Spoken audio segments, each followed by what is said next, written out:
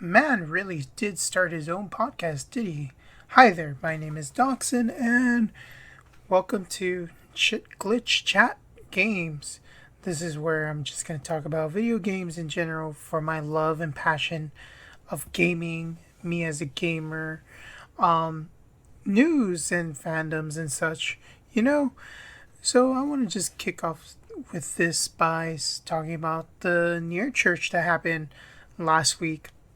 So if you didn't know, on Reddit, I don't go on Reddit, but I follow this mostly on Twitter.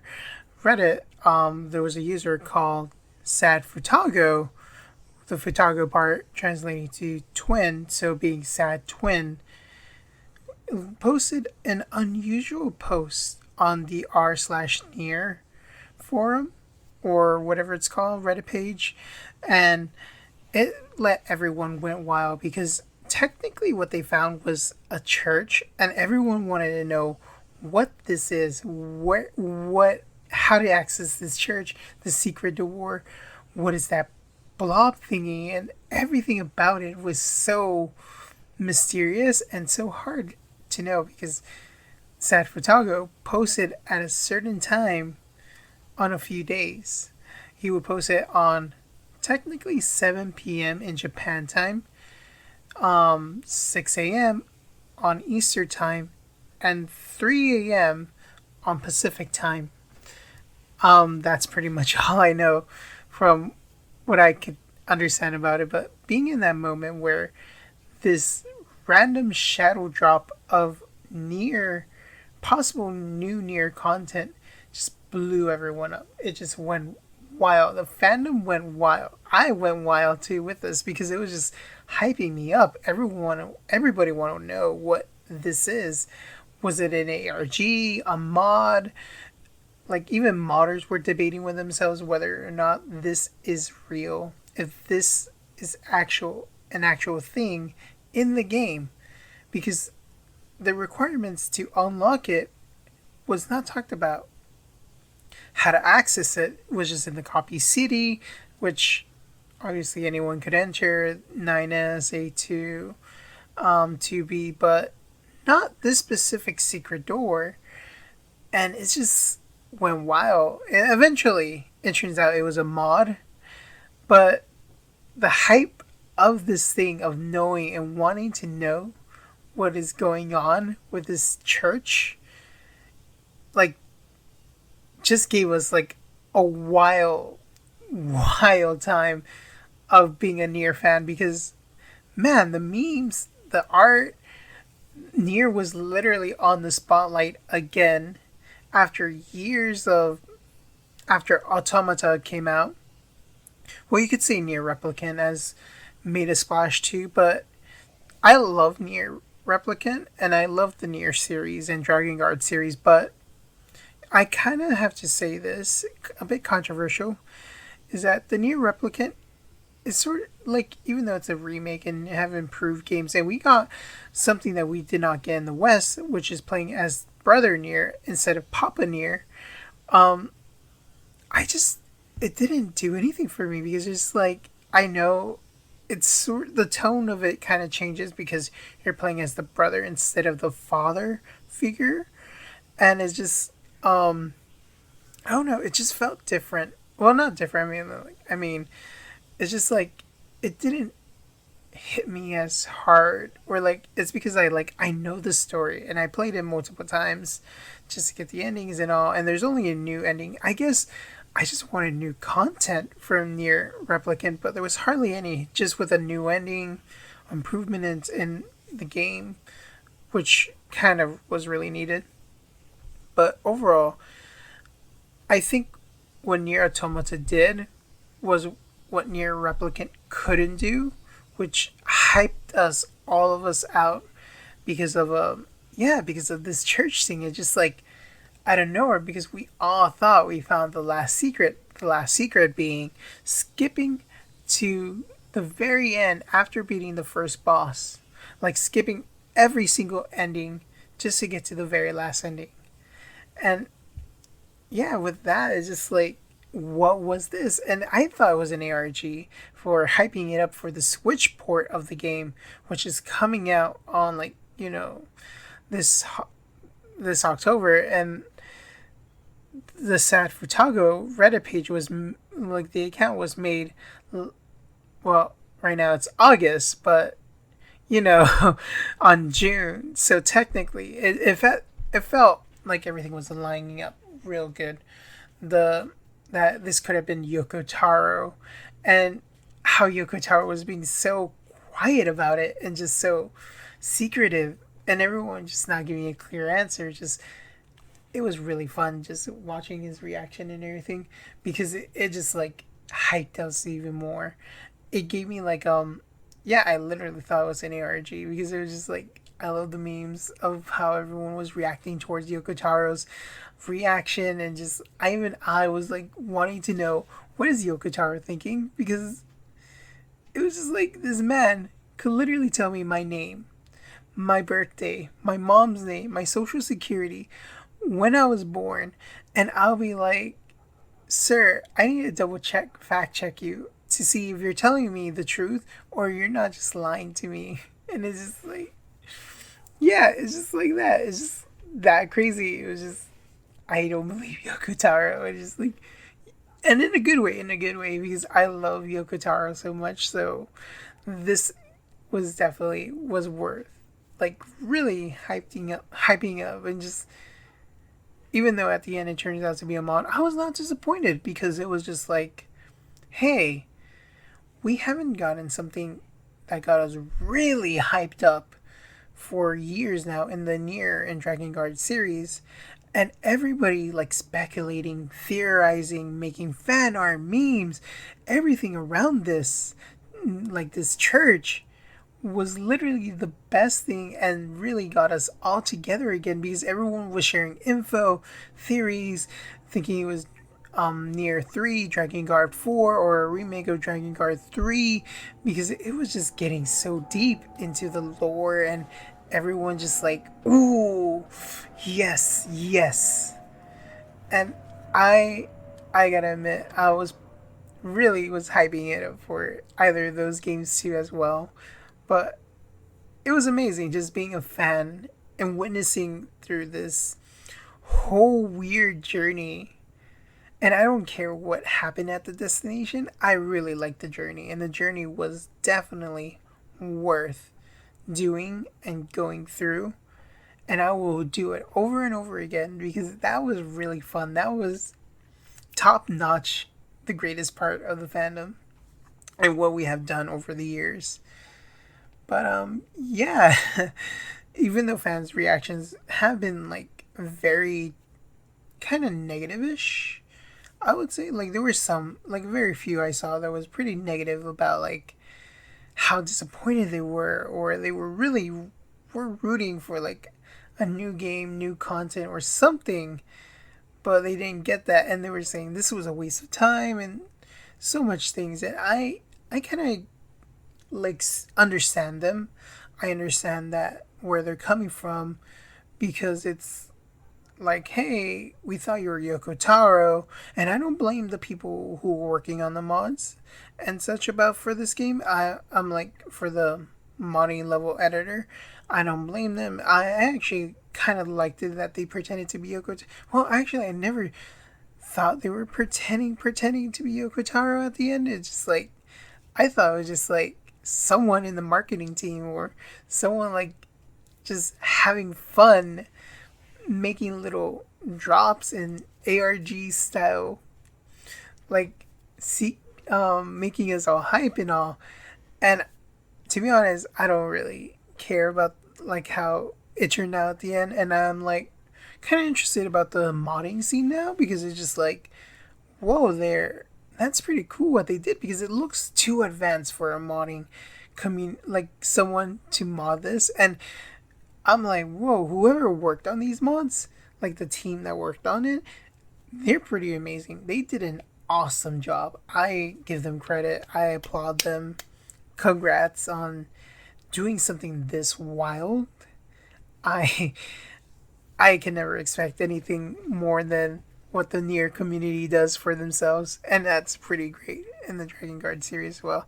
And it's funny because I was replaying Dragon Guard 1. I have a physical copy that I bought from Anime Expo for $85. I like this year, this Anime Expo 2022, and it's just like it's funny how like the moment the church thing dropped and started hyping up the games, I was like, wow, I got really lucky playing Dragon Guard 1 again after like I had an itch for it, and I was just like, I have a physical copy now. I really want to play it.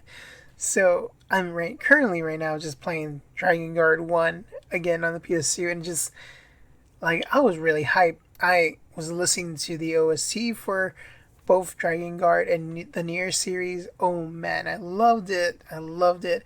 And I'm starting to read again the novels and manga for the series as well. I've been like really happy. I've been indulged in the Dragon Guard and Nier series right now, as my smartwatch is like the Nier Automata theme style look right now at the moment with the face, like the face where the watch is at, and oh, I love it. It just made me so hyped. I'm just so hungry for more Nier. But yeah. So, on to another news. Digimon Survive. Well, Digimon Survive, of course, if you don't know the gameplay style and all, everything, it's a visual novel first and a tactical strategy second. And I was really hyped for this game, to be honest. I remember the first time I discovered Digimon Survive was like, I think before or like a little bit when the pandemic started in when Bandai Namco said, "Hey, yeah, Digimon Survive is gonna be delayed," and I was like, "What? What is this game?" Like the first delay part, I was like, "Oh," I looked into it and I was like, "Whoa!" I was pretty interested. Like, I love the tactical strategy RPG games. Like, I love Fire Emblem. Devil Survivor is great. Um, the original creator of Fire Emblem, his series right now, the Vigilance Saga or something like that. It recently got a sequel and so much more. Like I am really into the tactical strategy RPGs genre, and I I've been following the news for this from the start, like the first delayed and everything, and I've been like really hyped for it. And I was always sad to see like there was delays and delays for this game multiple times, and like I said, I was following the news a lot, and it's just finally getting to play the game and seeing it. And I played it at Anime Expo too. By the way, it was really hard to get in line for that. I played it twice and won some great prizes from it, but other than that, I was solidified that Digimon Survive was going to be a really great game for me, because I was really worried because delays and delays, and apparently eventually somewhere in the road before, during, or I don't know when exactly, they changed the entire dev team. Now I found this out like probably in January or February about like how Digimon Survive changed dev teams, and it it was pretty interesting. It was just like Digimon Survive is really out here trying to survive from development hell, from delays, so much, like there is so many things going against it, and it was hardly any news. Like you hardly get any info about Digimon Survive until like there was like a trailer, a Japanese trailer. Eventually, we got an English subtitle trailer that was basically the same thing as the Japanese one, but just with English subtitles apparently. And yeah, overall, it looked promising to me because it was just like, oh, I just love visual novels and tactical strategy RPG games, and hype it up a lot. I was like always begging to like get a release date, like, ooh, when is this coming out? But yeah, what I find the strangest was how Bandai Namco kind of announced it this year, 2022, pretty late in, like I don't know what were they thinking, but like they gave Digimon Survive a few months advertisement they thought they were like the Nintendo, like they were like Nintendo where they could shadow drop a game and like everyone will be hyped up, everyone will be like, "Ooh, yes, yes, yes," like a huge audience. And that's one of Bandai's Namco first mistake. Definitely the first mistake, because I'll get to that soon. Put a pin on that. That yeah, this game was just announced pretty like too soon. The release date, everything about this game, advertisement, and trying to get the word out about this game was too soon, too little, too late. I felt like they should have definitely delayed this game or release it on a later, yeah, like basically, yeah, just delay the game or giving themselves a few more extra months to hype this game up, because what they did was a really big miscommunication between fans and people trying to wanting to know what this game is. And it's just yeah, even though the creators of Digimon said in Digicon, and well, the people that were working behind Digimon Survive, I should have said that instead, not the creator of Digimon, um on Digicon, Anime Expo, and some of the advertisement, well, most of the advertisement, have been pushing the narrative forward that it's a visual novel first. It's a visual novel game, and there's going to be some tactical RPG elements to it, but it's not a fully completed like a tactical RPG, like straight boom, boom, boom, always battles every corner.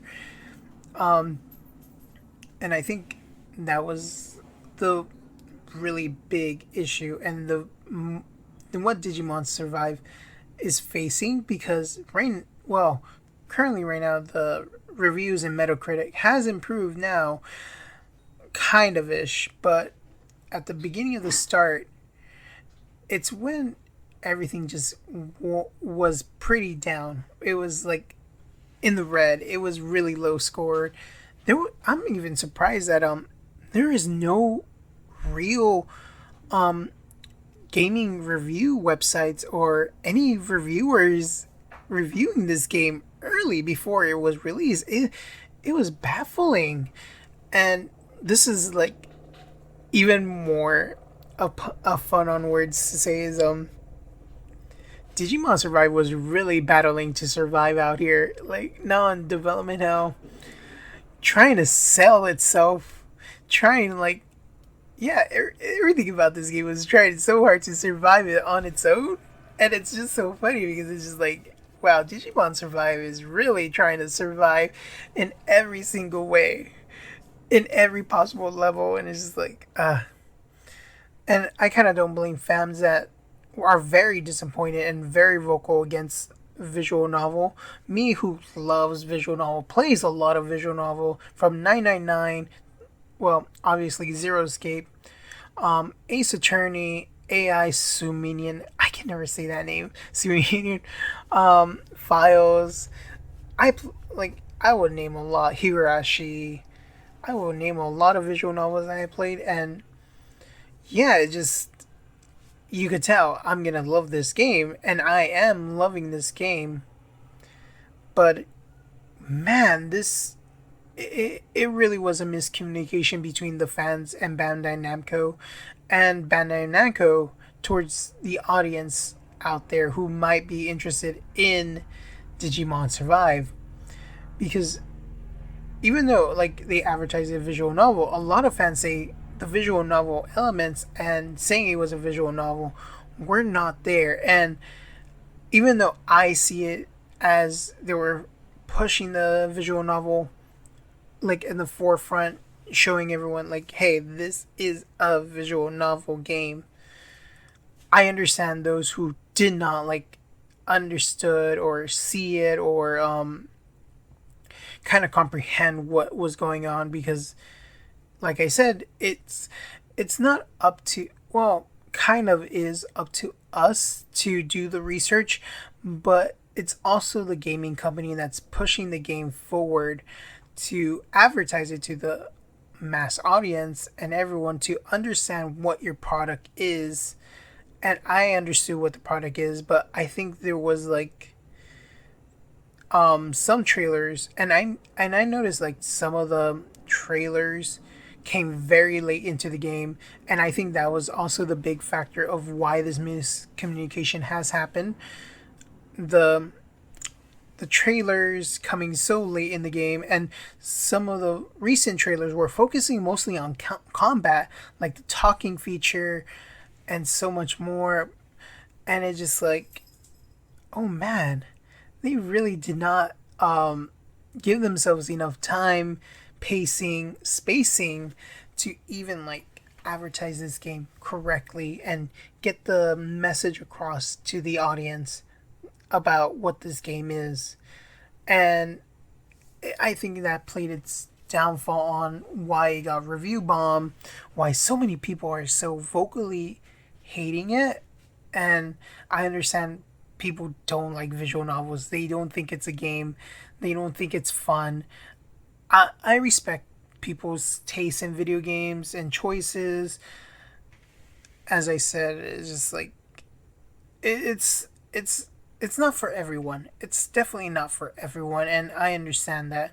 Me, who loves it, I'm just I can't really like I will defend visual novels being a game because it's like it's fun. You have choices. Sometimes you don't have choices. You're there for the journey, and sometimes the ending and just the destination is also fun. But still, you're just like engrossed in this story that you just love it. Like sometimes you play the games for the stories, sometimes you play it for the gameplay, sometimes you just play it for nonsense fun and such.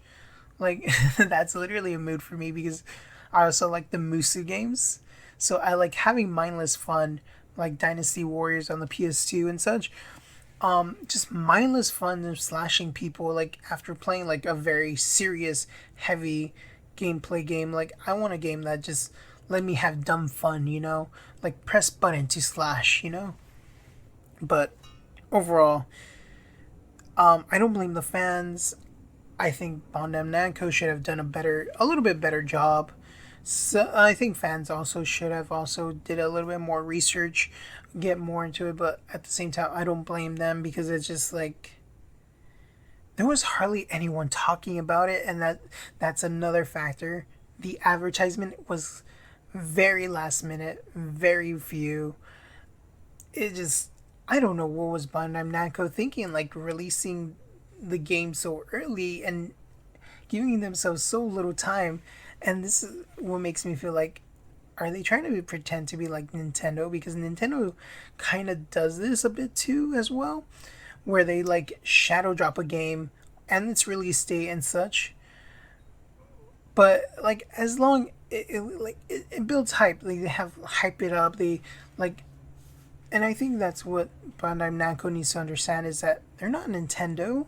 They're not like I don't know what they were thinking about the advertisement and all that, but it definitely felt like it was a shadow drop, and it was just Bandai Namco. Like even though they were not trying to be Nintendo, I felt like they should have definitely give themselves more time for advertisement, more time. This is another thing too. Is like I love the demo on Anime Expo. Why was this not available for anyone else outside of the convention? Because I think this would have hyped the game even more. And what's even more I want to talk about was the when I was in line, I was hearing one of the workers in the booths talking to one of their coworkers saying like, "Oh, don't let people take photo or video." Like we like they like barely started making a sign. This was day 2 of Anime Expo. I guess there was like so many people trying to take video and trying to show them that about the games and such like that. But I guess someone had to put their foot down on day 2 and say no, don't do this, and that because they had a sign saying no photos, no recording allowed of the demo. And I kind of understand why, because demos yeah, just like they're not always going to be in the best shape. There might be a glitch, there might be some problems with the demo that might happen during gameplay, or something that might not be there will not be in the final build. I mean, there's could be multiple reasons why you shouldn't film or take a picture of the demo, but I think that also backfires back at you as well. Even though you're trying to minimize like the dangers of it might hurt the game cells or anything like that. I think it also damages the hype and the build up of having a fan base getting hype if you're just like not letting people record or take pictures of them playing it, because it's just like I said, it's just it also helps build hype. And I understand like why in a legal sense you shouldn't do it for the demo sometimes, but it's like, hey, this was in July, this event, and the game comes out at the very end of July. If your demo is not nearly good, or like, I mean, not, it was really good, the demo, like it was flawless, but I think it's like, hey, if your demo is buggy or not in the best shape to release in the public, I'm not sure if you should really, like, right before the release date, have this demo live in a very popular anime convention in the West Coast. Just, yeah, like, it could hurt you even more. And it's just, it was a really big gamble. I don't think Bandai Namco fully understood themselves and understood how to market this game, because a lot of fans before the game was even released, like, notice how Bandai Namco kind of also had a lack of advertisement for this. Like, there was a, they advertised it but not fully advertise it, and there was like somewhat of a non presence of this game was going to be releasing at the end of July. And it was just wild, like seeing fans trying to hype this game, saying, hey, yeah, it's coming out in Xenoblade Chronicles 3 release date, but also we gotta help like Digimon Survive, because it's like, hey, this game, we were all hyping, we were all waiting for it. We need to help like build hype and make it sell, because Bandai Namco will see like this failure and just like shaft it or something like that without giving it sequel or anything like that. And it's kind of sad because, yeah, on the day of release was a whole roller coaster. Let me go back in a few months when they finally opened the pre-orders for Digimon Survive, and also announced a month one DLC bonus. And oh man, man, that was really a big roller coaster for me. So I pre-ordered it from Amazon, nowhere else. And guess what? Amazon told me on the day of the release date they didn't have any copies. And I ordered the Switch, by the way, the Switch version. They did not have any copies. They never received them. So they will not give me a specific date when it was coming. They're unsure if the bonus DLC will be inside the in the game case if they decide to give me a later date Switch copy. And yeah, it was just so many misinformation. It was just like, what was going on here? And I was seeing people saying, hey, how do you get the DLC? Because it's not in the game cartridge. I mean, not in the game case. And I'm like, wait, it's not in the game case? Wait, that's really weird. And more on that a little bit later too. Because, yeah, let's talk about the Switch version of Digimon Survive. It was very hard to get. It was sold out. It was nowhere to be found. Even the PS4 like copies of the game was also hard to find by. Like, there's some stores like certain Best Buys, certain Targets, and GameStops. They would have it. They will have it, but very few, and some others don't. But everywhere, everyone has the Xbox version, which is like, oh, kind of funny, because Xbox, I kind of don't see that selling out anywhere. But yeah, it was just difficult to get it online. sold out. Everyone's making rumors saying, oh, they were only releasing a first run game and not re-releasing it or making more copies. Whatever is out there is out there. And I was desperately trying to find a Switch copy on the day of the release because mine was not coming and I'm not sure about the DLC as well. So I was like desperately trying to find a copy anywhere in my area. I got it on the day after the release date on a GameStop. Very far from home, but I was like so happy to get it. And yeah, the rumors were right about like the DLC was separate. I mean, was not in the game case. It was actually on the receipt. Yeah, it was on the receipt. I'm like, whoa there. On the receipt? Wait, why? How? This is really weird. This is not like the early, the early 2010s or like the late 2000s where it was on the receipt. Was like, usually everyone started doing like DLC bonuses or whatever on like a little plastic little card and put it inside the game case. So it's now on a receipt. Interesting.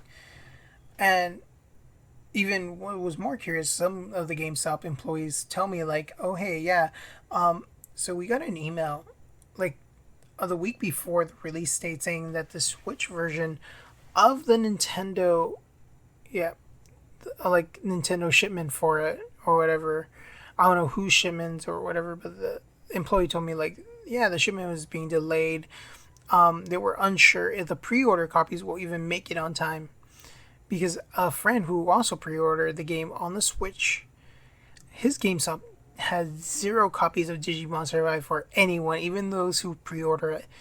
They did not get any, and it was baffling. I was like, whoa there, what is going on?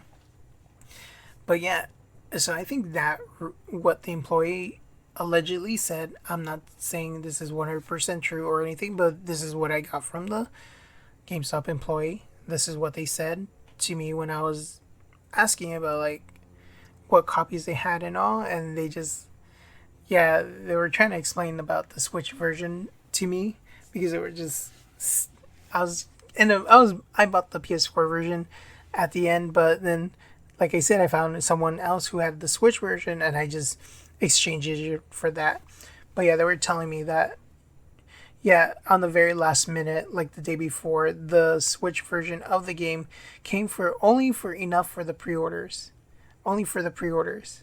While everyone out, like everything else, was going to come in a later time when they actually get the shipment sorted out and not delayed anymore. But yeah, and the funny thing too is that I thought I canceled the Amazon order one, but on that same day when I got the Switch version on my hands, I got an email saying, "Hey, your Switch version of Digimon Survive is coming on the next day, Sunday." And I'm like, "Wait, what?"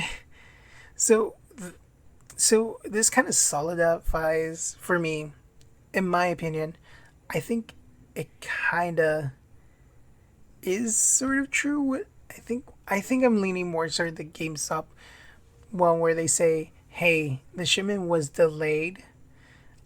I'm gonna believe that more instead of the first run they were printing low copies because, to be honest, it sort of felt weird because some places had the PS4 copies more than the Switch ones, or like no Switch copies at all. But yeah, and it kind of felt weird because it's like, huh, so why is there more PS4 copies out there? Like, even though it's like low in stock, like one or two, there was like when I was looking around, there was one that probably had 15 copies of the PS4 one. And it's just like, okay, so I could kind of see where this is going, like how the PS4 copies are there. I'm guessing, yeah, the rumors about the Switch shipment being delayed was kind of more. I'm leaning towards more of that at the end, but who knows? Who knows exactly? Bandai Namco only knows. Maybe it's true. Maybe it's not. we'll have someone talk about it one day or something like that. But for now, I'm happy I got my copy and I love the game. I'm having so much fun. I love the mystery of the game. I'm really enjoying the combat too. It's just like kind of interesting and kind of. I was like, how are they gonna make Digimon into a tactical RPG? I understand Pokemon Conquest happened, and that was great. I loved it. I love Pokemon Conquest, but yeah, I'm just like, huh? How will they do it and try to not be like Pokemon Conquest, Digimon Survive? Because yeah, it's just like, how would they do it? How is it gonna work with their like evolving your Digimon? How is it gonna take place? And it's so interesting how it's going more of a. This is the weirdest part for me. Like me, I only played very few Digimon games, like a few in the PS1.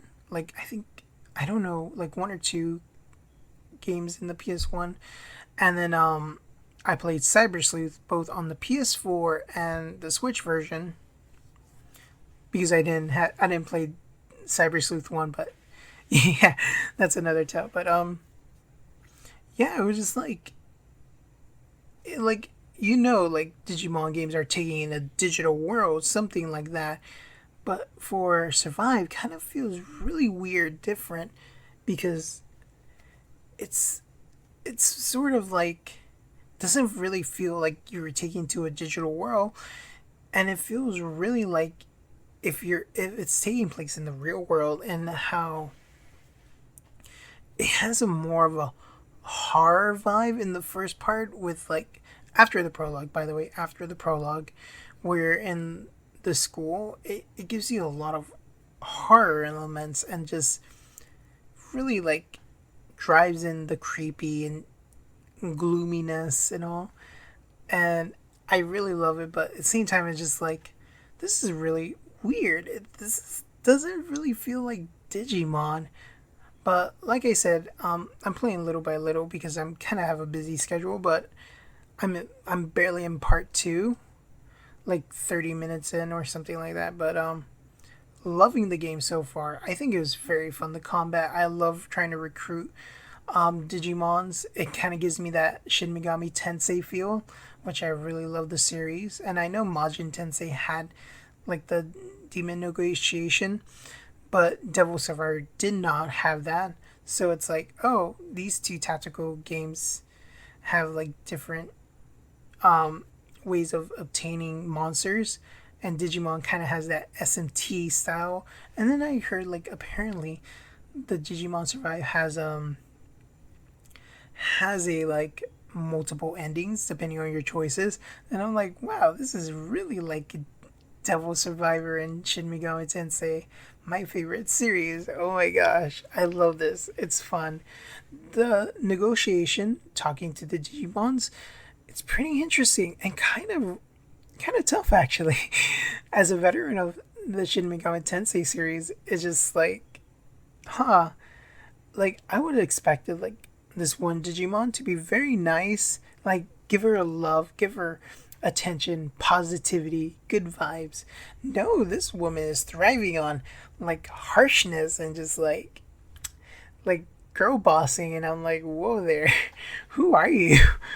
Yeah, I don't remember you acting like that in the anime. But yeah, I'm really having fun. This is a great game, very fun, highly recommend it. If you like visual novels for sure though. Because yeah, I think that would be the main drawback if you don't like to read a lot and you want to get to the gameplay right away, because the prologue is pretty long. To me, it wasn't that long, but to others, I've been seeing people saying it's very long.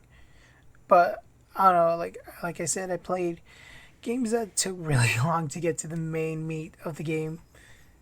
But yeah, that's pretty much it so far. Loving the Digimon Survive, and I finally beat Stray on the PS5. I got on the first day it came out. I know it was a 5 hour game, and to be honest, it's so worth it. I love it. It was fun. I kind of got sad at the end. Won't spoil it, but you're gonna feel some emotions. And I'm happy I bought the vinyl for it because I love the music. The music is so great. And I bought the physical copy of the game too, and so hyped for getting it in my house right now and having it in my hands because damn, I love Stray. Stray is really great. Highly recommend it. 5 hours game. Be a cat. Be an asshole cat. It took me like I have like probably like 12 or 14 hours, 15 hours in because like I was doing some of the achievement like sleep for 1 hour or I just like exploring every nook and cranny, like leave no stone unturned. I would like even like climbing up mount the buildings and everything. It gets tricky, kind of like it's not that clean, but I had so much fun doing it and just like it wasted so much time, eat up so much time as well. That's how I got to the 15-hour mark, almost to the 15-hour mark, I think. So yeah, definitely give Stray a good time to play and yeah, enjoy it. I hope you enjoy this podcast. I think I'm gonna wrap this up. Will be the end. If you want to follow me on social media like Twitter, it'll be Daoxin Games. It's DAOXINGAMES. And as I said, thank you for listening to Chit Glitch Chat Games.